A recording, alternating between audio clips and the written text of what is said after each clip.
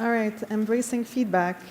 So, my talk is in English, mais je parle très bien français. Le français, c'est ma première langue. Donc, si vous avez des questions en français ou si vous voulez venir me voir en français, n'hésitez pas à venir me voir après, ça va me faire super plaisir. Embracing feedback, gros sujet, big subject for me. Feedback is something that's I've been experiencing a lot in my day-to-day and also since day one of my career. Embracing feedback in life is a big statement, and I've seen people having a hard time with it. Let's say there's this big thing you're working on, so you have a project, you could be a student or you're full-time working, and you have this big thing that you really care about, and you put your life and soul into it, and there's this moment you're like, maybe I should ask someone if this is good enough, or maybe I should ask an opinion about it. Am I doing the right thing, etc.? And maybe you've experienced it. Maybe you've been skeptical to ask, and I've been skeptical. I still am today. I've been this person. I haven't met any single designer that haven't had trouble actually struggling with feedback. So yeah, it's part of our job. I'm a designer. I'm a product designer. We create solutions. We solve new problems that people don't actually have the answer to. We don't actually have the answer to everything. And there's a way to embrace more feedback, and I'll be talking about it for the next about half hour, 40 minutes with you. A little bit more about me. I'm Alexandrine. I'm a product designer at GSoft. I'm from here, from Montreal. I'm assuming most of you know what a product designer is, but if you don't, product designer is actually, my job is basically to design interfaces and create solutions to problems that people are having, let it be on web, mobile, or it could be anything on a screen. I'm your girl. When I'm not designing, I love being outside. I'm a scuba diver. I love hiking. I'm a big fan of cooking.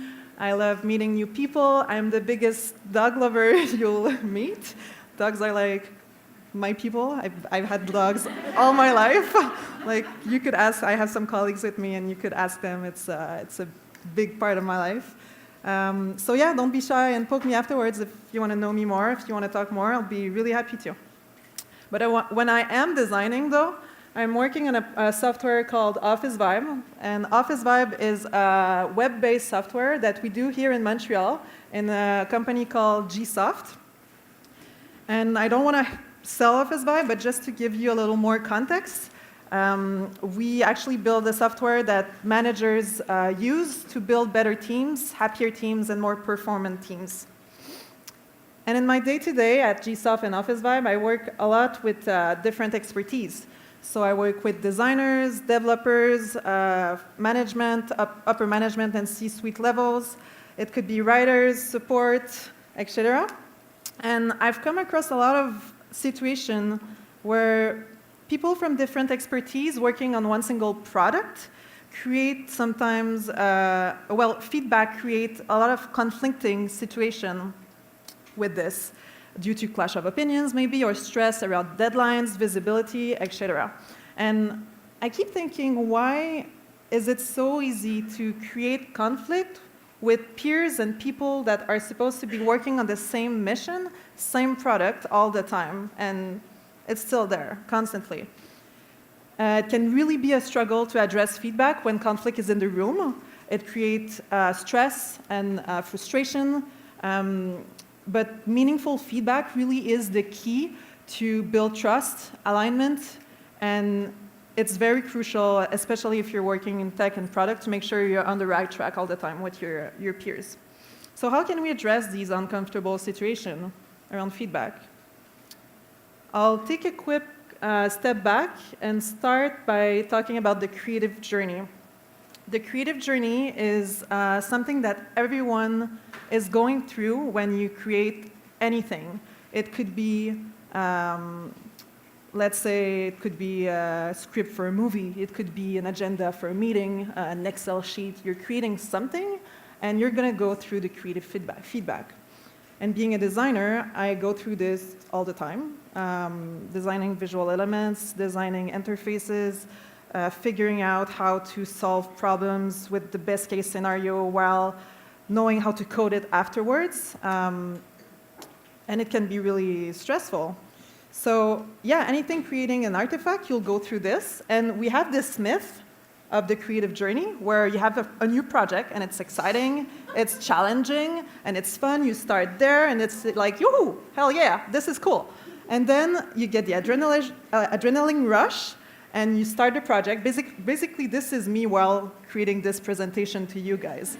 So you start realizing like, woohoo, okay, go, new project, it's fun, but then time passes and whoa, it's more work, it's more stress, what the hell am I doing? Maybe you're questioning yourself, etc.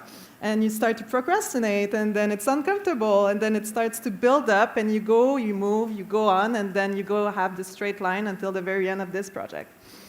But really, the reality is more this.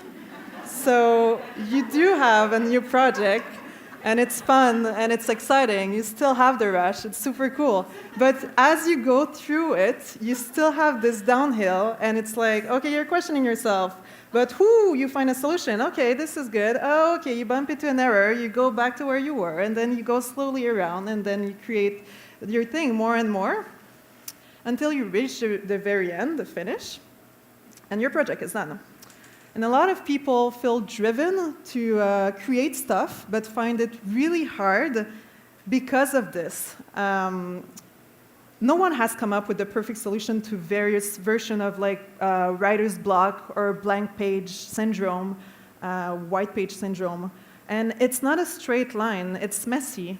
If you think about a project you've achieved, you will more likely remember the outcome or like the results, or when you read a paper, any day you will have the result of a certain project more than how people are achieving it, because people want to forget it. They don't want to go back to the stressful moments they were having while doing a project.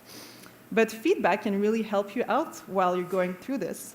And during the process of creative journey, especially when you're in doubt, like when you're in those little downsides, feedback becomes really important.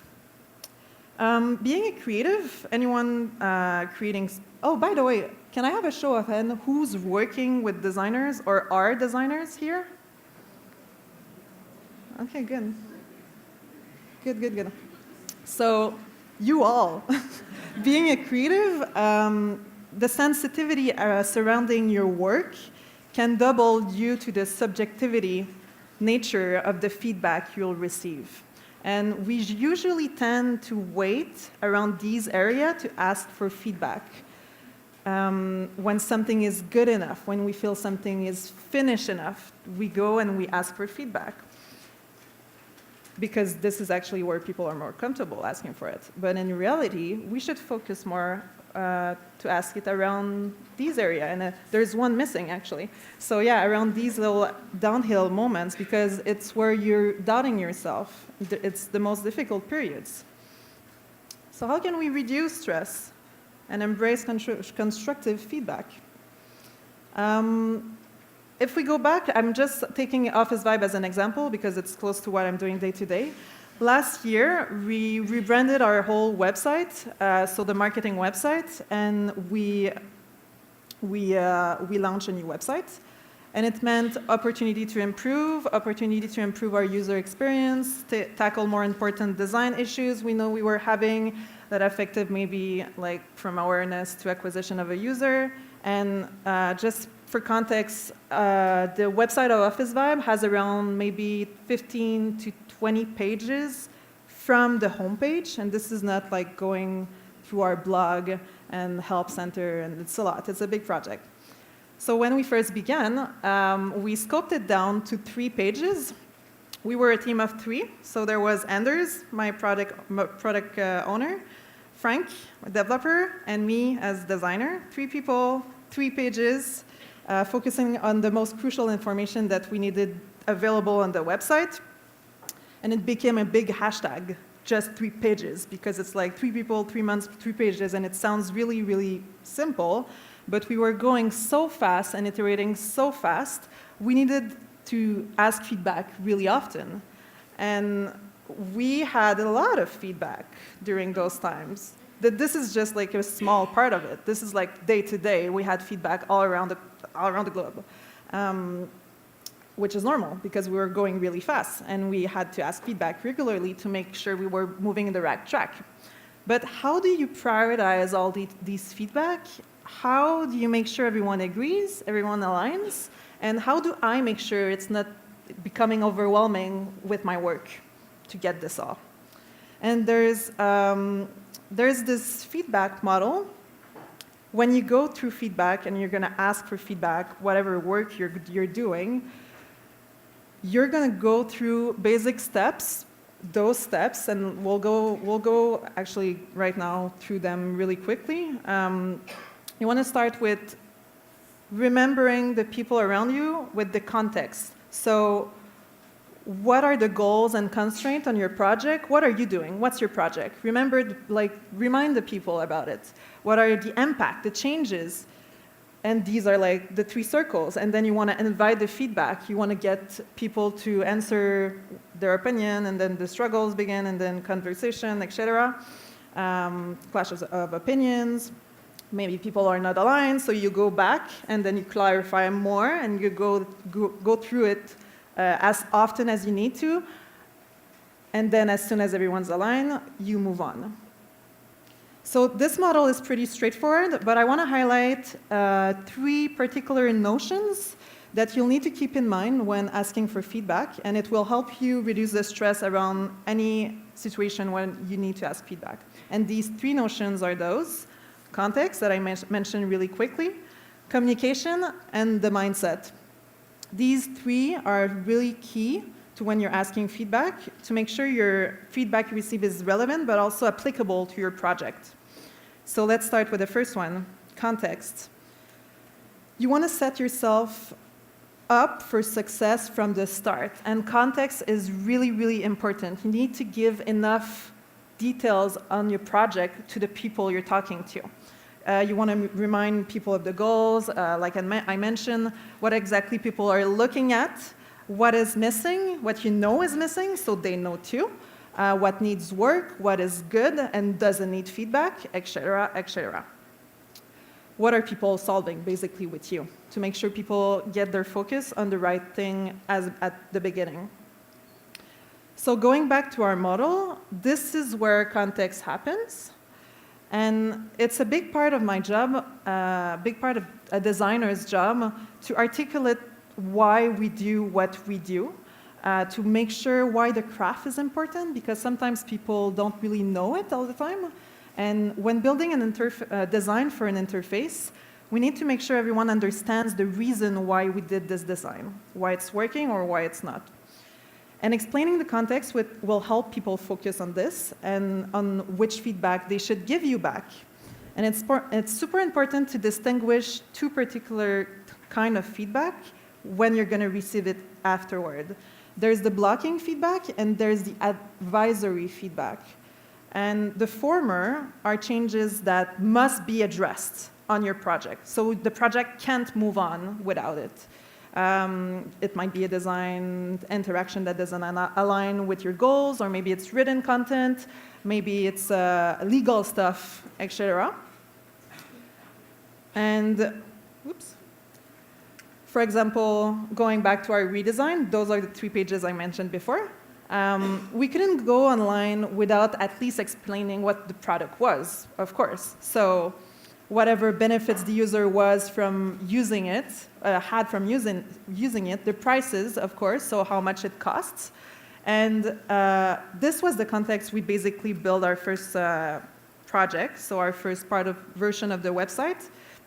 And we had some blocking feedback that was anything related to, let's say, usability of those pages, or readable content, or anything about prices and legal. We needed it for sure. So of course we wanted feedback on this.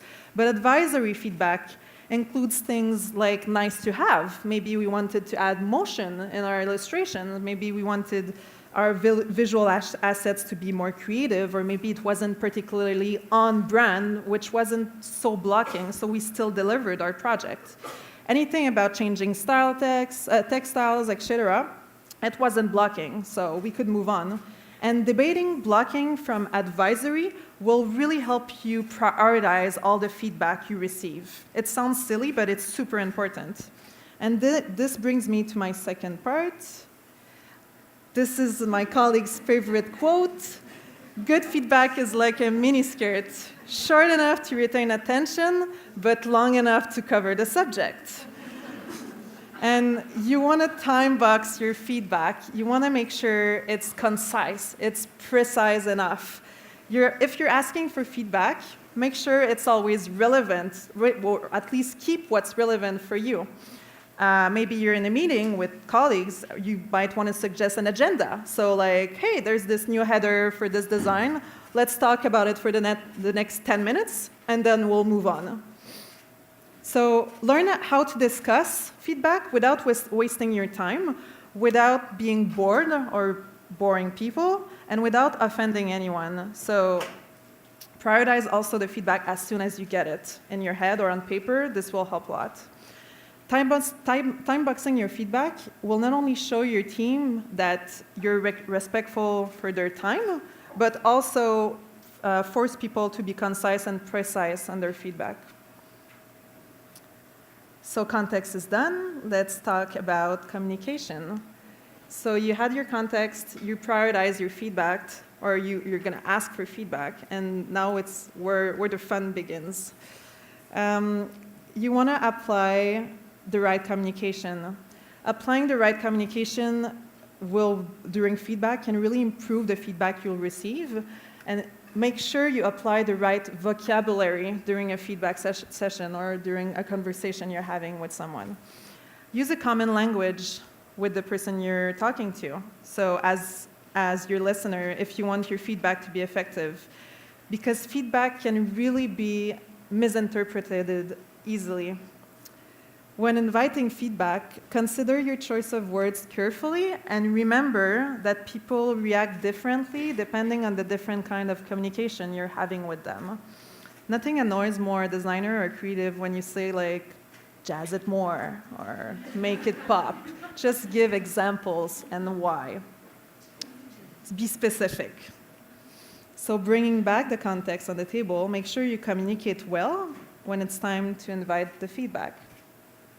You need to be transparent in your communications as well, because poor communication results in painful misunderstandings, and painful misunderstandings result in misalignment, and then you're going to go in circle again. So be transparent, be honest, it's good. You'll avoid assumptions, you'll avoid confusion, and in the end, everyone aligns much faster. And feedback is a great tool also to educate people. So if you receive a feedback you're not quite sure why the person understands, educate the person about it. If I'm the designer and someone asks me, well, this button is not at the right place, if I know why it's at this place, I'll explain it to make sure he gets where I'm coming from. It's about my expertise. So for example, going back on our design again, sorry about that. We often had people from like our sales team, support team, upper management, like I mentioned before, and giving feedback. These people were not necessarily, they weren't always familiar with the vocabulary of design.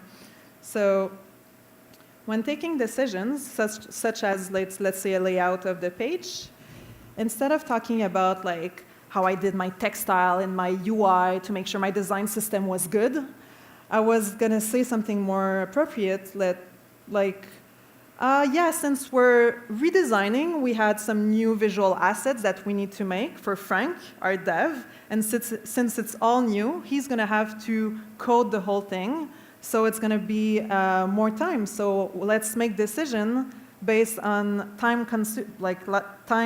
something that's less time consuming and more scalable for him, resulting in designing a template that we had some arrangement in visual that we could reuse while designing. And by saying that, my non-designers in the room could understand why this was made.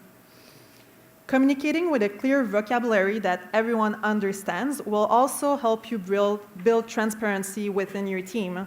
And keep your teams in a safe space when they make sure that everyone around the table is welcome in the conversation. And if you share the same glossary as your teammate, they'll feel more welcome to answer you with the same vocabulary and same glossary. They'll feel welcome to participate. Okay, context done, communication done. Last but not least, your mindset. Very important. You need to look at feedback with a growth mindset and not a fixed mindset. A fixed mindset presumes that you're capable of doing what you are capable of doing today, and that's it. So when you get critical feedback and you're in a fixed mindset, something like, hey, this thing you did wasn't so great, will be translated to, oh my God, I'm not great, what did I do? This is a fixed mindset. A growth mindset will presume that no matter what you did, what you did on your project, but also who you are as a person, you can always improve and go forward and buy learnings. So asking for feedback in these moments, you need a growth mindset. It's super crucial. It's easy to see feedback as a confrontation when it's really supposed to be a communication. So it's not about you. It's not a promotional activity or something you want to show as much as you're really into your project. You want to move your project forward with the help of everyone else. So if you're in a feedback conversation, you just want to state an opinion instead of just wanting to improve, write a blog, do a tweet. This is a quote by a designer I really admire. He's called Mike Montreal, and he says, "A designer requires honest feedback and real criticism, and that's not going to happen in the realm where colleagues are worried about crushing their spirit." So he has this book called Design as a Job. You should read it. It's super interesting. It's really nice for a designer, and he explained how it is our responsibility as designers to seek constant improvement with every feedback we receive daily. And it's necessary to feel like everybody can be honest when they talk to us, because we're people. We want to improve as well.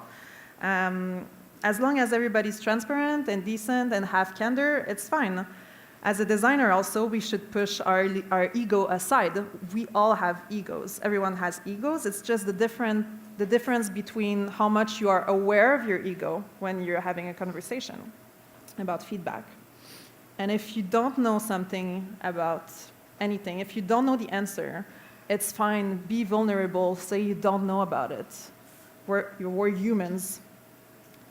Also, don't mix the opportunity to improve your work as self-doubt. The difference between thinking, this will improve what I did, and I'm incompetent. Super important. And there's this great example I feel like I wanted to share with you guys, how technology helped athletes to have a growth mindset. So everyone in the creative world find it really hard to detach themselves from their work, of course, but imagine being an athlete. Your work is your body. There's nothing more personal as your own body. And there's this app called Coach Eyes. What you're seeing right now, that's it. It's a video recording app that aids coaches to make sure their athletes improve rapidly. And the apps basically records the performance of the athlete, evaluate where the athlete should improve or not, and show it afterwards with symbols and signals.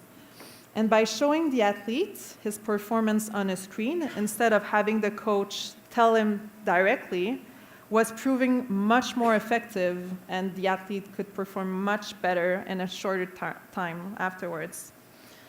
So I mentioned I haven't met a single designer who didn't have any struggle with feedback, detaching them from their work especially.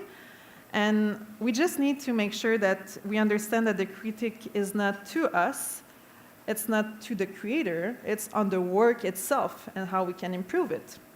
And we need to look beyond our critics and product debates to focus more on staying open when it comes to showing our work. We need to fail in order to improve, like anything else.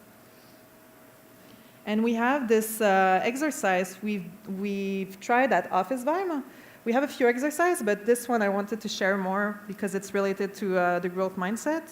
We call it the art gallery, and it's kind of like a DOTE voting session on feedback.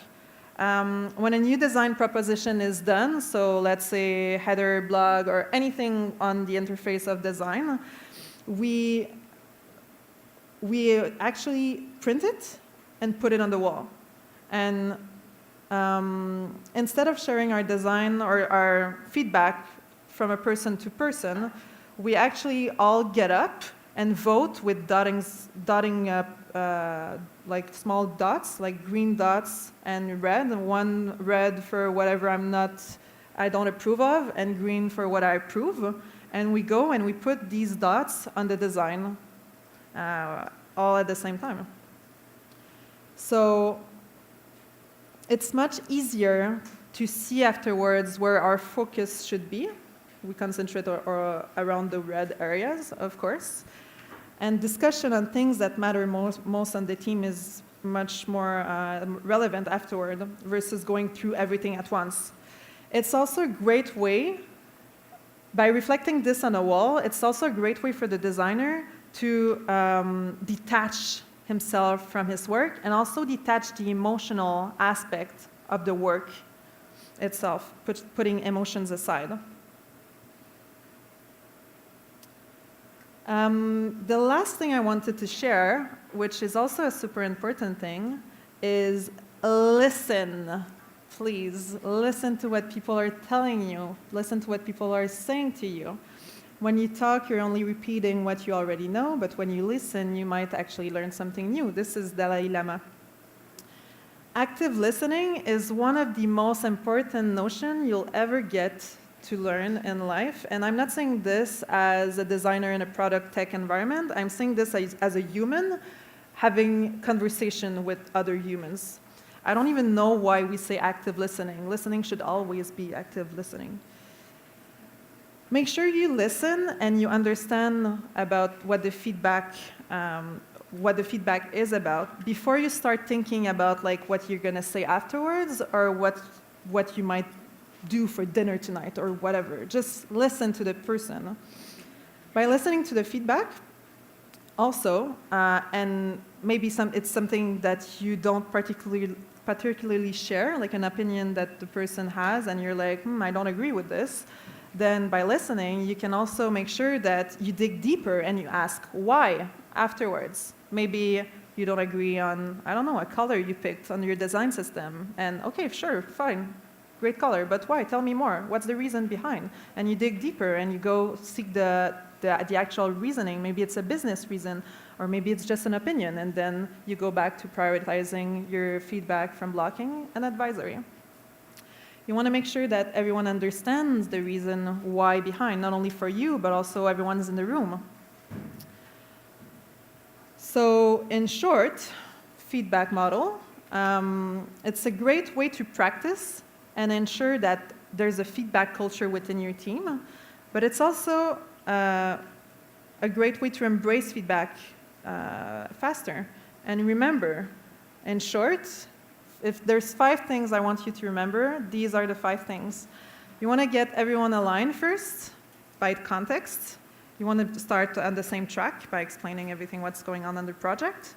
Then 2, you want to speak the same language and vocabulary with the person you're talking to in front of you, sharing the same vocabulary, glossary, give examples, be precise.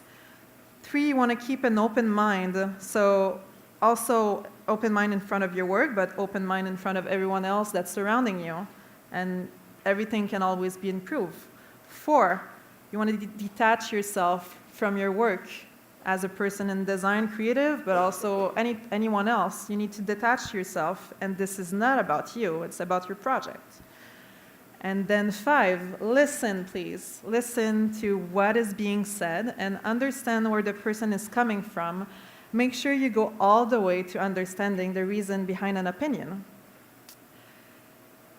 Because feedback isn't a gift, it's your responsibility as a person and as a person surrounded with people. Look at the word itself, feedback. it's the action of feeding back to someone. We need to push each other to our limits and help each other as well, inspire each other. And we won't be able to build meaningful experiences or tech products by just putting a designer in a corner and leaving him or her by herself. Start by asking for feedback. Give it time, be present, stay open, and be ready to be amazed. Thank you.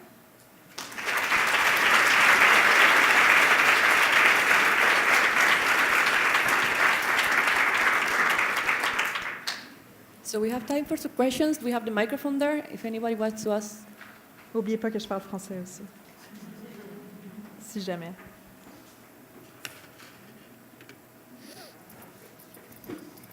Ah, question ici.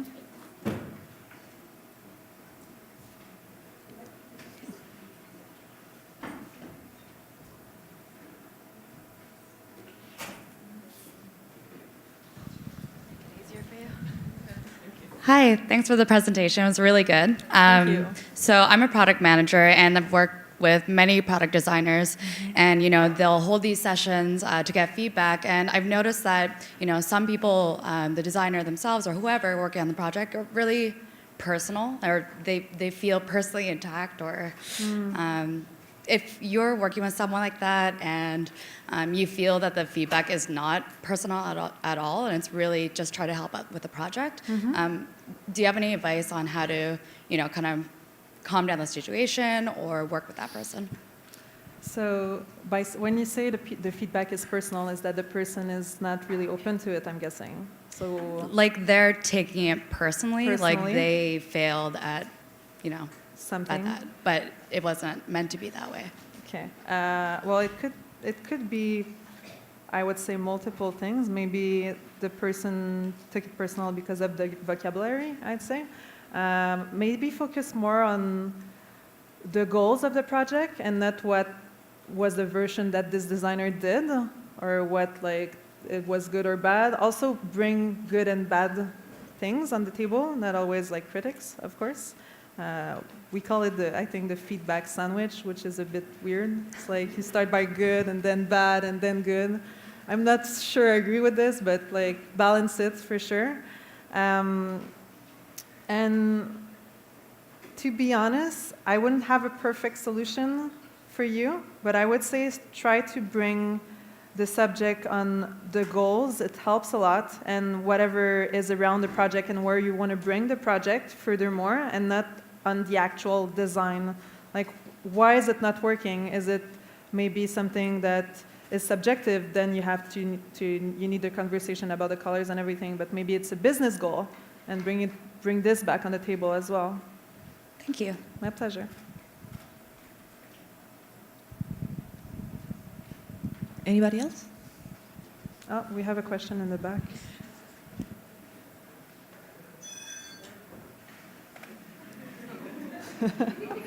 We can also leave the microphone open if you want.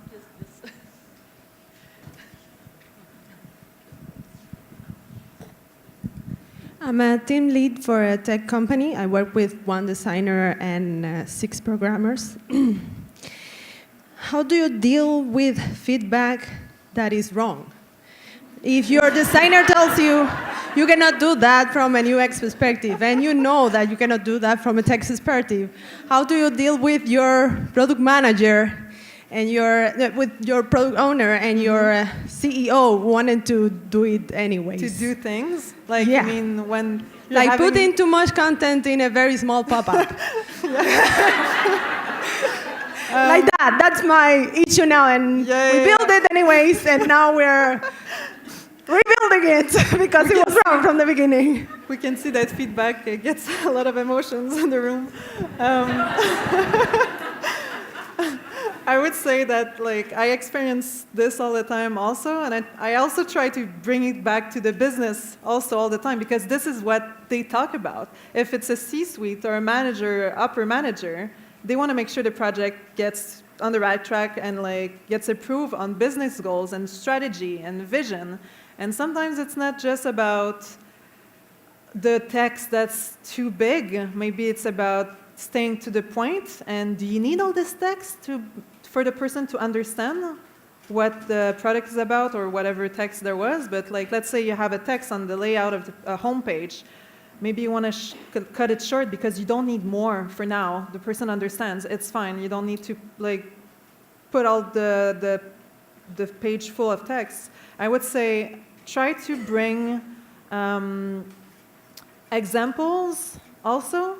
And if they just want to do something, ask them why. Go dig deeper. Why do they want to put more text on the page? Is there a reason behind? If there's no reason behind, then there's no reason to do it, actually, basically. My pleasure. Hi. Hi, my Hi. name is Dominique. I'm Dominique. with the sponsor of SAP, and I have a question regarding the dynamics between women and men in terms of communication critique. In your opinion, is there a difference between the communication of male-female in a dynamic work environment such as yours? Wow. In my opinion, I'm not an expert, I have to say, but in my opinion, I would say yes, based on a couple of studies. Like, we're going way deeper now. It's super important to have a good correlation and to have a good communication. And I was actually discussing about different disciplines and communication with males and female in a work environment. But I try to put, like, I don't know if it's the right thing to do, but I try to be, to put that on the side. And whoever's in the room, male or female, I just try to put my expertise to work and, like, state whatever I know and share whatever I know and educate whoever's in front of me, female or not, I would say. I shouldn't have to switch my communication based on who I'm talking to, actually. Right, but just to elaborate, do you think that men are communicating differently to women? Yes. And I can would. you just give us a little bit of your opinion on how we can improve on that communication, or? How we could improve? I would say, like mentioned, I would say maybe I'm not the one who should make sure, like, it's like I would be myself whatever happens. There's a lot that can be improved. Maybe I'm not in the right position to know this, but yeah, we can definitely find improvement and solution on that. Okay. And I've seen situation also, so. We had a question there. Last question. So hi, Hi. I'm also a product owner, and I deal a lot Nice. with developers and also designers. Ooh. So my question is, how do you react when what you see at the end is different than what you have designed from the beginning? How do you deal with that? How do I? Sorry. How do you deal with this situation? Oh, how do I deal with this? Well, if it's an improvement, I should be happy about it. I would be, if there was changes, if there was improvements, like if the work did a better job with the changes, I don't know why I wouldn't be happy about it. And that's exactly why we should detach ourselves from the product and from our work, because one version is not a final version. Like, we want to make sure we try to always do our best, and I think this is why it's hard to detach ourselves, because we're like, okay, I did this, it's the best way I could do it, this is going to pass, this is going to be fine. And then, whoa, it changes all completely, and it's okay, it's fine. It should be the case, actually. This is the way we improve and we go faster. My pleasure. I'm afraid that we're running out of time, but any question can be like. Thank you, everyone.